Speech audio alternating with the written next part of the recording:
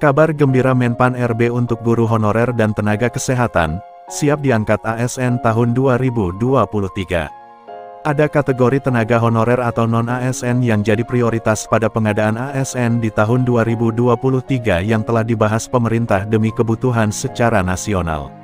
Abdullah Azwar Anas selaku Menteri Pendayagunaan Aparatur Negara dan Reformasi Birokrasi, Menpan RB, telah mengimbau kepada instansi pemerintah pusat maupun daerah agar mengusulkan kebutuhan tenaga honorer yang akan menjadi ASN di tahun 2023. Sebelumnya Kementerian PAN-RB telah melaksanakan rapat koordinasi, rakor, terkait rencana pengadaan ASN di tahun 2023 untuk tenaga honorer pada akhir November tahun 2022 lalu.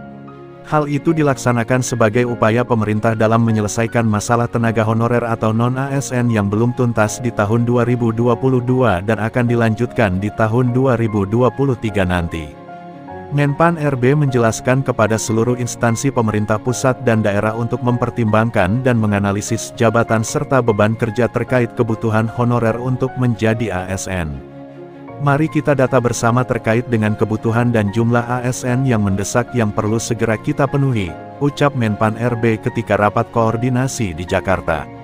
Menpan RB juga menyampaikan bahwa akan memberi kesempatan untuk rekrutmen talenta digital berupa data scientist secara terukur sesuai arah kebijakan dalam pengadaan ASN di tahun 2023. Sementara itu, di tahun 2023 pemerintah pun akan melakukan seleksi dengan selektif untuk pengadaan ASN melalui rekrutmen calon pegawai negeri sipil (CPNS) bagi tenaga honorer atau non-ASN.